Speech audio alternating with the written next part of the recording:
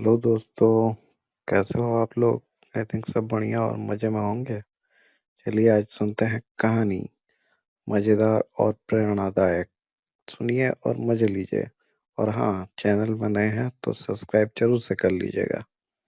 एक समय की बात है। एक छोटे से गांव में रवि नाम का एक दूधवाला रहता था। वह अपने लालची स्वभाव के लिए जाना जाता था। उसके पास एक गाय थी जो पूरे गांव में सबसे स्वादिष्ट और अधिक मात्रा में दूध दे दी थी। हर सुबह वह दूध निकालता और गांव के लोगों तक पहुंचाता था। एक दिन रवि को यह एहसास हुआ कि गांव वालों को उसके गाय का दूध बहुत पसंद आ रहा है। इस बात से उसे बहुत खुशी होती है और उसके लालची दिमाग में एक उपाय आता है। वह सोचता है कि अगर मैं दूध में पानी मिला दूं तो मैं अपना मुनाफा बढ़ा सकता हूं और किसी को पता भी नहीं चलेगा। उस दिन के बाद से रवि गांव वालों को दूध पहुंचाने से पहले उसमें पानी मिला देता था। उसे लगने लगा था कि वह बहुत चालाक हो गया है और उसके इस काम के बारे में किसी को नहीं पता चलेगा। फिर भी गांव वालों को दूध के स्वाद में बदलाव नजर आता है, क्योंकि उसका स्वाद अब पहले जैसा नहीं था। जल्द ही रवि के दूध में पानी मिलाने की खबर पूरे गांव में फैल जाती है। लोग शिकायत करने लगते हैं और उसके दूध का बहिष्कार करते हैं। लोगों को बहुत गुस्सा आता है, क्योंकि उन्हें लगता है कि उन्होंने जिस पर भरोसा किया उसी ने उनके साथ धोखा किया है।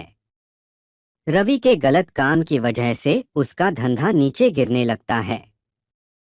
उसे अपनी गलती का एहसास होता है, लेकिन अब बहुत देर हो चुकी थी।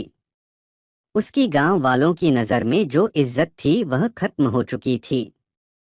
गांव वाले अब उस पर भरोसा नहीं कर सकते थे और उसका दूध लेने से मना करने लगे। अपने किए पर शर्मिंदा होकर रवि ने फैसला किया कि वह अपने काम करने के तरीके बदलेगा। उसने कसम खा ली कि वह एक ईमानदार व्यापारी बनेगा और गांव वालों का भरोसा वापस जीतेगा।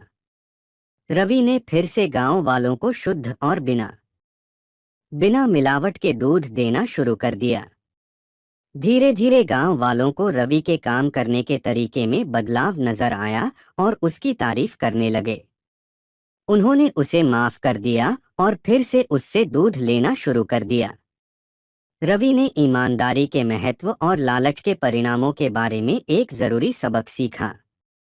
उस दिन के बाद से रवि एक ईमानदार दूधवाले के नाम से जाना जाने लगा। उसे उसकी खोई हुई इज्जत और गांव वालों का भरोसा वापस मिल गया। उसका धंधा फिर से चलने लगा। उसे समझ आ गया कि असली सफलता ईमानदार होने और ईमानदारी से दूसरों की सेवा करने से आती है। लालच से अस्थायी लाभ हो सकता है, लेकिन यह अंततः भरोसे को खत्म कर देता है। हालांकि ईमानदारी और निष्ठा लंबे समय तक चलने वाली सफलता और सम्मान की कुंजी है।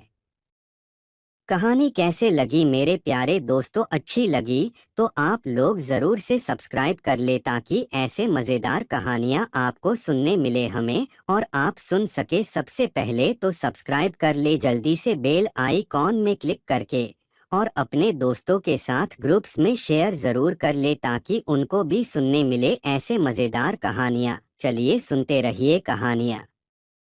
एक समय की बात है, एक गांव में सोनू नाम का एक छोटा सा लड़का रहता था।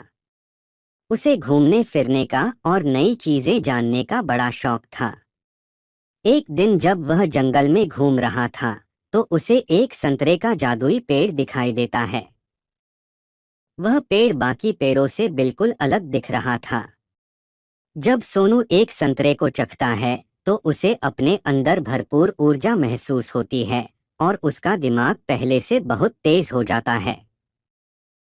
सोनू उस जादुई संतरे का इस्तेमाल अपने खुद के फायदे के लिए करने लगा।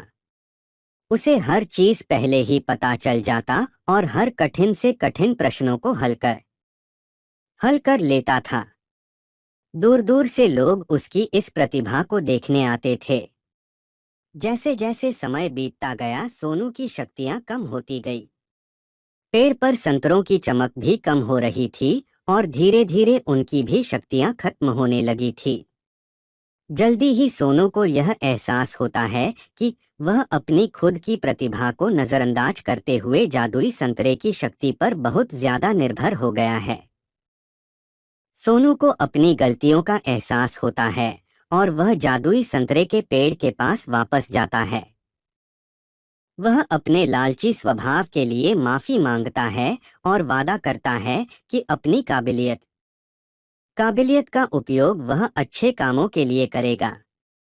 फिर अचानक से पेड़ के बचे हुए संतरों में वापस चमक आ जाती है।